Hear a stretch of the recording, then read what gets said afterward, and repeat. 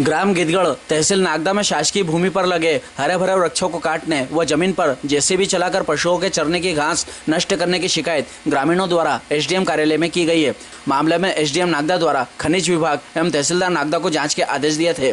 मामले में ईश्वर सिंह गुर्जर, दशरथ गुर्जर, बहादुर गुर्जर, समृद्ध गुर्जर, विनोद गुर्जर, बलवंत गुर्जर, विक्रम गुर्जर, मुकेश गुर्जर, दशरथ गुर्जर, गट्टू गुर्जर, रामसिंह गुर्जर, विपिन गुर्जर, परमेश्वर गुर्जर, बालेश्वर गुर्जर, दिलीप गुर्जर, विकास गुर्जर, अर्जुन गुर्जर, दिनेश गुर्जर आदि ने बताया कि ग्राम गिद्धगढ़ स्थित शासकीय भूमि जो कि लगभग 80 बीघा की होकर गोचर भूमि है, जिसमें बड़े बड़े पेड़ भी खड़े हैं, जिस पर आसपास के पशु चरने आते हैं तथा उक्त भूमि पशुओं के चरने की एकमात्र भूमि है। उक्त भूमि जो कि ग्राम चंबल नदी से कुछ ही दूरी पर स्थित है। यह कि उक्त शासकीय भूमि पर गजानन प्रजापत निवासी नागदा जो कि ईंट भट्टा लगाने हेतु प्रयासरत है तथा उसके द्वारा 2 जेसीबी लगाकर गाँव में उपरोक्त गोचर शासकीय भूमि पर खड़े पेड़ों को नष्ट कर रहा है व घास भी उखाड़ दी गई है तथा जमीन पर गड्ढा किया जा रहा है। उपरोक्त कारण से आसपास के ग्रामीण लोगों को पशु चराने में काफी परेशानी हो रही है। उक्त जमीन पर पूर्व में भी गड्ढा कर दिया था, जिसके कारण पशुधन की हानि हुई थी व कई बार ट्रैक्टर भी पलट गए हैं, जिसके चलते उक्त ईंट भट्टा बंद करवा दिया था। किंतु वर्तमान में उक्त व्यक्ति द्वारा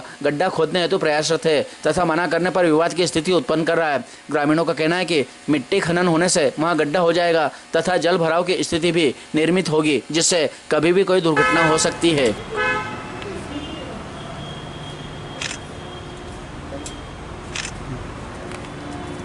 क्या नाम है आपका?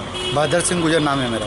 क्या हुआ था? क्या गिद्धगढ़ गांव में रहते हैं और वहाँ सास की ज़मीन है 80 बीघे का प्लाट जो गजानन प्रजापत ने खोदी है। उसमें 200 झाड़ भी थे, उसने 2 जेसीबी चले, उसने खोद दिया है।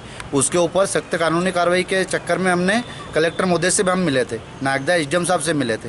उसके ऊपर कोई कानूनी कार्रवाई नहीं हुई। उसके पास अभी हमें कलेक्टर साहब के पास गए थे तो कलेक्टर साहब ने बोला कि प्रजापत ने ऐसा बोला कि पैसे ले लिए, तुमने पैसे मांगे। हमने पैसे मांगे तो हमारे ऊपर सख्त कानूनी कार्रवाई होए। अगर वो झूठ बोलता होए तो गजानन प्रजापत तो उसके ऊपर सख्त कानूनी कार्रवाई होए। और हमारा गाँव बुरे संकट में चल रहा है। मंदिर को 100 फीट नीचा ऊंडा मिट्टी खोद के उतार दिया है उसने और हमारा गांव संकट में चल रहा है। नदी का पानी अगर आएगा तो गांव डूबने की संभावना में चल रहा है, बहुत बुरी संभावना चल रहा है हमारे गांव की। तो इससे शासन प्रशासन से मेरा निवेदन है कि इस पे जांच करवाए।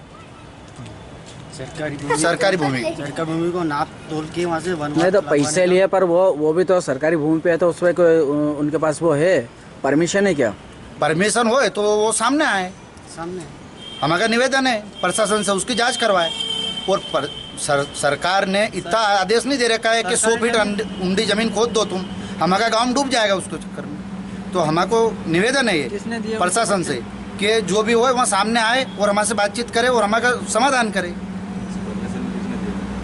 हम एसडीएम साहब से मिले थे तो एसडीएम साहब ने ये आरोप लगाया, प्रजापत के गए कि तुमने पैसे मांगे। तो हम काहे के लिए पैसे मांगेंगे? हमने अगर पैसे मांगे तो हमारे ऊपर सख्त कानूनी कार्रवाई, हमारे जेल होए, या फिर जिसने पैसे मांगे उसको जेल होए। प्रजापत बोलते हैं या फिर प्रजापत के सामने आना चाहिए। हमें पट्टे मिले थे तो पट्टे किसने दिए? पट्टे जिसने दिए उनके पास जाए, उनको हमारे पास लाए कि उन्होंने पट्टे दिए हमें। आप क्या चाहते हैं?